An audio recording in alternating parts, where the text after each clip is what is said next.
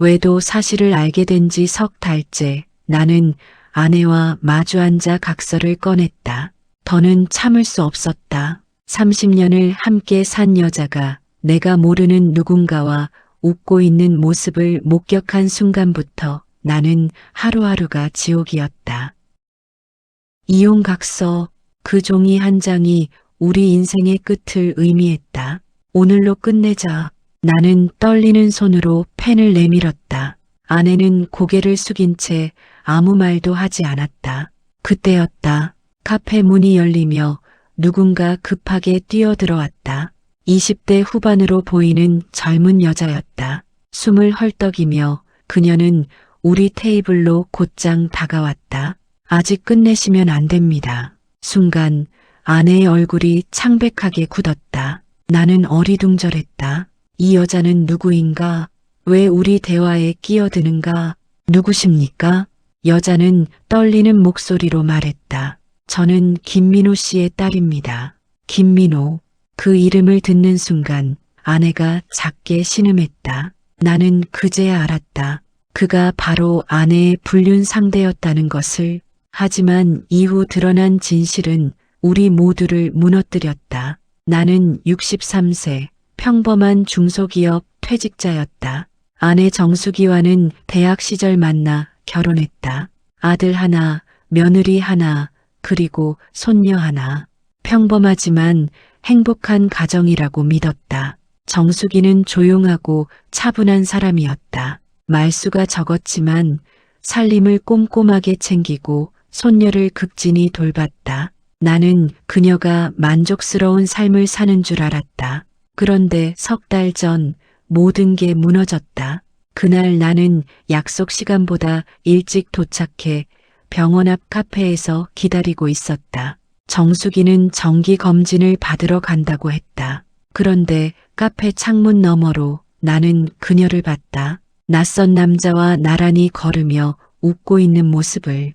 처음엔 착각이라고 생각했다. 하지만 그들은 병원 맞은편 작은 식당으로 들어갔고 나는 숨죽이며 그들을 지켜봤다. 남자는 60대 초반쯤 되어 보였다.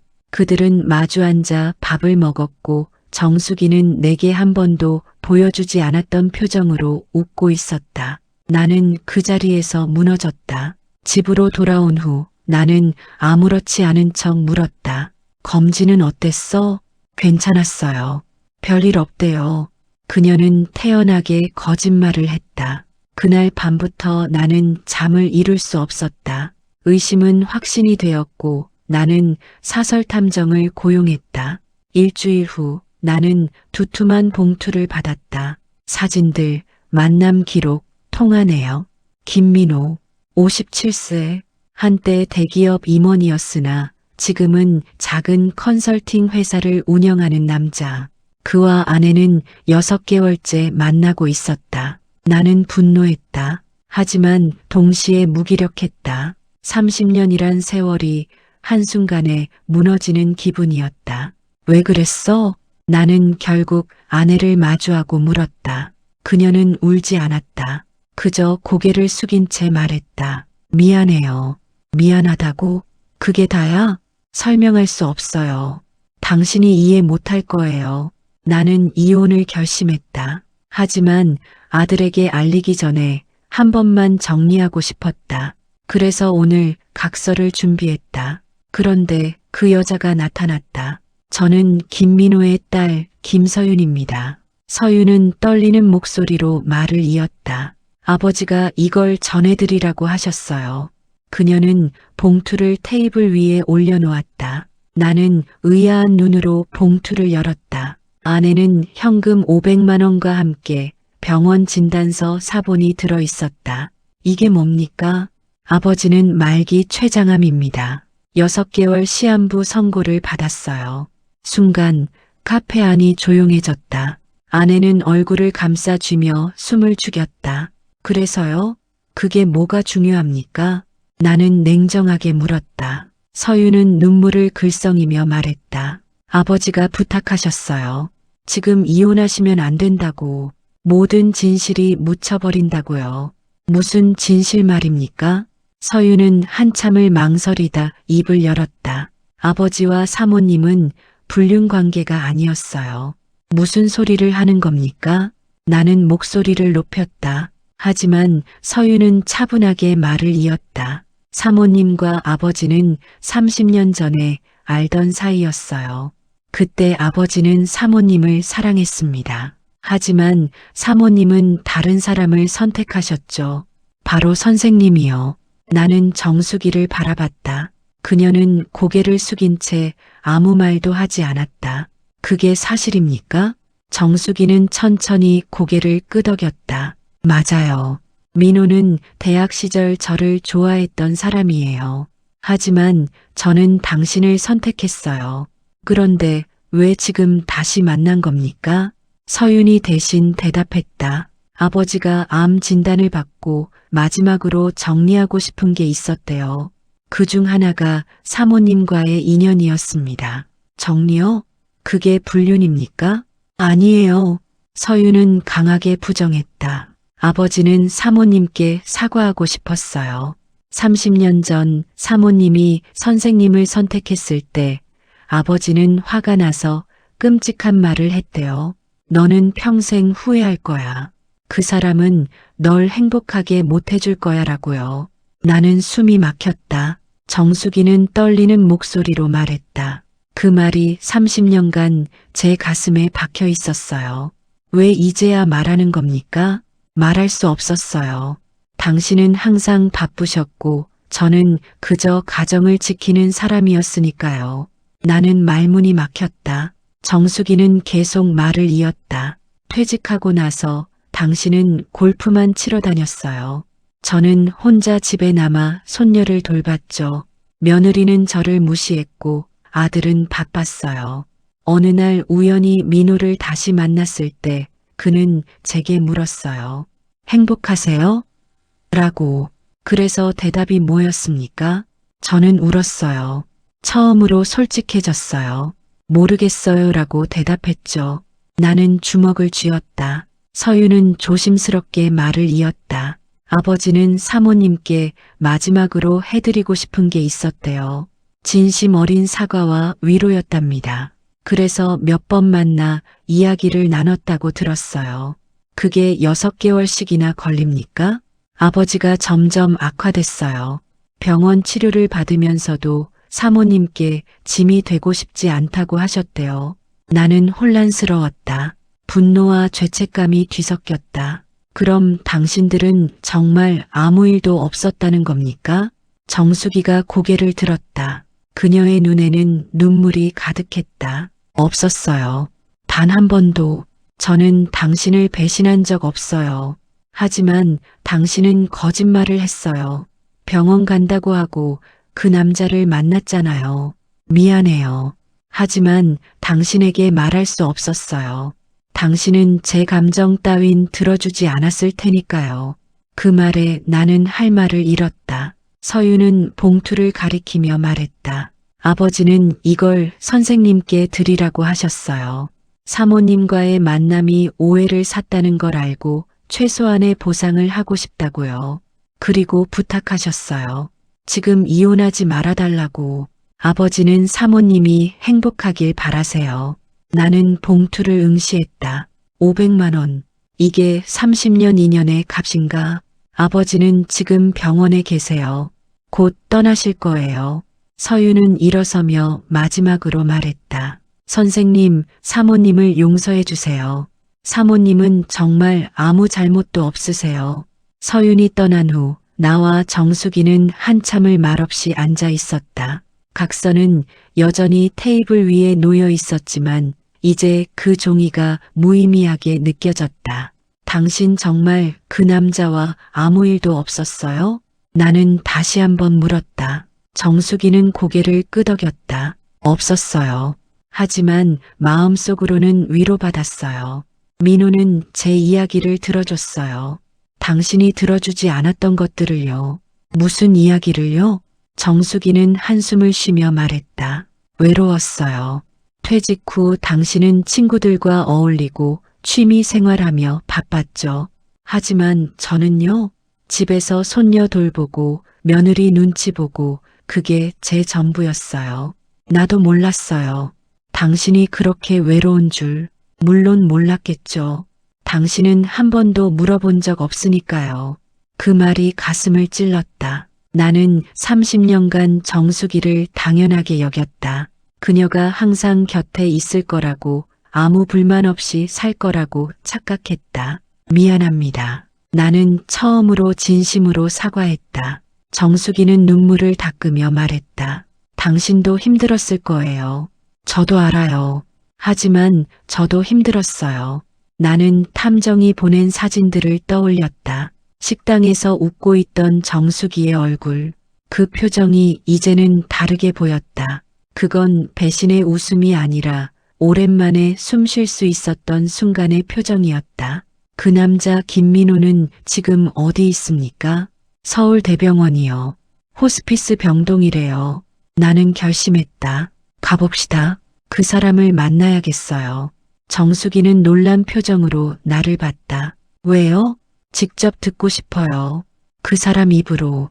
다음 날 우리는 병원을 찾았다. 김민호는 창가 침대에 누워 있었다. 야윈 얼굴, 창백한 피부. 그는 죽음을 앞둔 사람의 모습이었다. 오셨군요. 그는 힘겹게 웃으며 말했다. 나는 의자에 앉으며 물었다. 당신이 김민호입니까? 네, 처음 뵙겠습니다. 처음은 아니겠죠. 내 아내와 6개월간 만났으니까요. 김민호는 고개를 끄덕였다. 죄송합니다. 오해를 사게 해서요. 오해가 아니라 사실을 숨긴 거 아닙니까? 맞습니다. 하지만 저는 정말 나쁜 의도가 없었습니다. 나는 팔짱을 끼고 그를 바라봤다. 30년 전 당신은 내 아내를 사랑했다고 들었습니다. 네, 사랑했습니다. 하지만 정숙 씨는 당신을 선택했죠. 저는 그게 받아들여지지 않았습니다. 그래서 저주 같은 말을 했다고요? 김민호는 눈을 감았다. 제 인생 최대의 후회입니다. 그 말 한마디가 정숙 씨를 30년간 괴롭혔다는 걸 이제야 알았어요. 왜 이제야 사과합니까?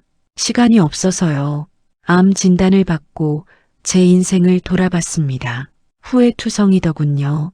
그중 가장 큰 후회가 정숙 씨에게 한 그 말이었어요.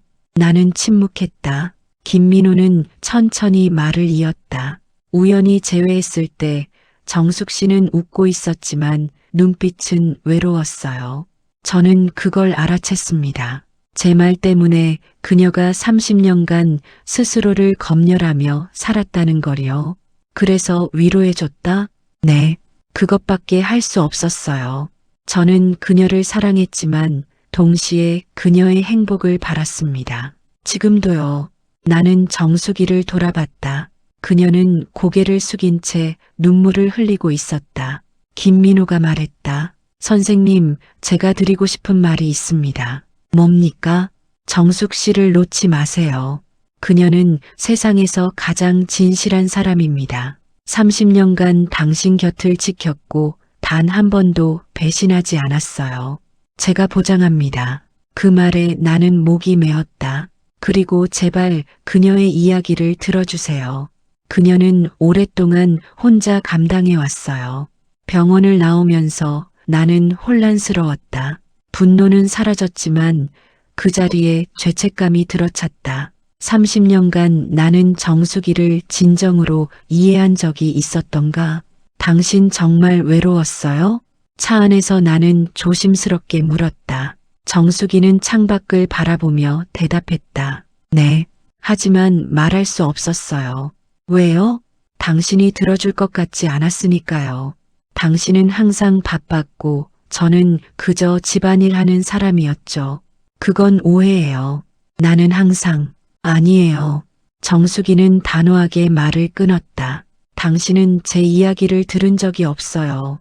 퇴직하고 나서도 당신은 친구들과 골프 치고 등산 가고 저는 손녀 돌보고 며느리 눈치 보고 그게 제 일상이었어요. 며느리가 당신을 무시했어요? 네, 항상요.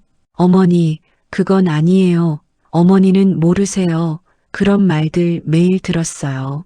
나는 아무 말도 할 수 없었다. 나는 며느리와 정숙이 사이가 좋은 줄만 알았다. 아들은요? 아들도 몰랐어요? 아들은 더 바빴죠. 회사 일에 치여서 집에도 잘 안 와요. 손녀는 제가 돌보는데 정작 육아 방침은 며느리가 정해요. 저는 그저 일손일 뿐이었어요. 나는 핸들을 잡은 손에 힘이 들어갔다. 왜 진작 말하지 않았어요? 말해봤자 소용없을 것 같았어요. 당신도 아들도 며느리도 다들 저를 당연하게 여겼으니까요. 당연하게? 네. 엄마니까, 아내니까, 할머니니까 당연히 희생하는 거라고 생각했죠. 나는 가슴이 무너지는 기분이었다. 30년간 나는 정수기에게 무엇을 해줬는가? 그저 생활비를 벌어다 주고 가끔 외식하고 그게 전부였다. 그래서 김민호를 만났을 때 위로가 됐어요? 정수기는 고개를 끄덕였다. 네. 그는 제 이야기를 들어줬어요. 판단하지 않고 조언하지 않고 그저 들어줬어요. 나도 들어줄 수 있었는데. 하지만 당신은 한 번도 물어본 적 없어요. 당신은 어때? 행복해? 그런 질문 단 한 번도 없었어요. 나는 할 말을 잃었다. 집으로 돌아온 후 나는 서재에 혼자 앉아 생각에 잠겼다. 탐정 보고서를 다시 꺼내 읽어봤다. 사진 속 정수기의 표정들. 이제 그 표정들이 다르게 보였다. 배신이 아니라 간절한 숨통이었다. 며칠 후 나는 아들을 불렀다. 아들아, 내 어머니가 요즘 힘들어 하시는 것 같더라. 네, 무슨 일인데요? 며느리가 어머니를 무시한다는 걸 알고 있었니? 아들은 당황한 표정을 지었다. 아니요, 그런 일이 있었어요? 너는 몰랐구나. 나도 몰랐어. 나는 한숨을 쉬었다. 아들아, 우리는 내 어머니를 너무 당연하게 여긴 것 같다. 아버지 무슨 일 있으셨어요? 나는 모든 것을 말했다. 김민호와의 만남, 오해, 그리고 진실. 아들은 충격을 받은 표정으로 들었다. 그럼 어머니는 정말 아무 잘못도 없었어. 하지만 우리가 어머니를 외롭게 만들었어. 아들은 고개를 숙였다. 죄송해요, 아버지. 저도 몰랐어요. 이제라도 알았으니 다행이다. 며느리와 이야기해봐라. 그리고 내 어머니께 더 잘해드려라. 그날 밤 나는 정수기에게 말했다. 당신, 내가 미안해요. 갑자기 왜요? 30년간 당신을 당연하게 여겼어요. 당신의 희생을, 외로움을 아무것도 몰랐어요. 정수기는 눈물을 글썽였다. 이제라도 알아줘서 고마워요. 각서는 찍겠어요. 하지만 조건이 있어요. 조건이요? 앞으로 당신 이야기를 들려주세요. 외로우면 외롭다고, 힘들면 힘들다고 나한테 말해요. 정수기는 눈물을 흘리며 고개를 끄덕였다. 네, 말할게요. 한 달 후 김민호가 세상을 떠났다는 소식을 들었다. 서윤에게서 온 문자였다. 아버지께서 평안히 떠나셨습니다. 마지막까지 사모님의 행복을 빌어주셨어요. 나는 정수기와 함께 장례식장을 찾았다. 빈소는 조용했다. 김민호는 이혼 후 혼자 살았고 친척도 많지 않았다. 서윤이 우리를 반겼다. 와주셔서 감사합니다. 당연히 와야죠. 나는 영정 앞에서 묵념했다. 김민호는 사진 속에서 온화하게 웃고 있었다. 그는 마지막까지 정수기를 사랑했지만 동시에 그녀의 행복을 진심으로 바랐다. 선생님, 아버지가 남기신 편지가 있어요. 서윤은 봉투 하나를 건넸다. 나는 조심스럽게 열었다. 정숙 씨께 이 편지를 쓸 때쯤이면 저는 이미 떠나 있을 겁니다. 마지막으로 하고 싶은 말이 있어 이렇게 글을 남깁니다. 30년 전 당신이 저를 선택하지 않았을 때 저는 화가 나서 저주 같은 말을 했습니다. 당신은 평생 후회할 거야. 그 말이 당신을 30년간 괴롭혔다는 걸 이제야 알았습니다. 정말 미안합니다. 당신은 후회할 필요 없어요. 당신은 옳은 선택을 했습니다. 남편분은 당신을 진심으로 사랑하고 있어요. 단지 표현이 서툴렀을 뿐입니다. 제가 드린 위로가 당신에게 조금이나마 힘이 되었다면 그것만으로 충분합니다. 부디 행복하세요. 그리고 남편분께 많은 이야기를 해주세요. 그분은 들어줄 거예요. 사랑했습니다. 그리고 앞으로도 당신의 행복을 빌겠습니다. 김민호. 편지를 읽고 나서 나는 눈물을 참을 수 없었다. 정숙이도 울고 있었다. 당신 이 편지를 읽고 나니 이제 알겠어요. 뭐요? 사랑은 소유가 아니라 응원이라는 걸요. 정숙이는 고개를 끄덕였다. 민호는 끝까지 저를 응원해줬어요.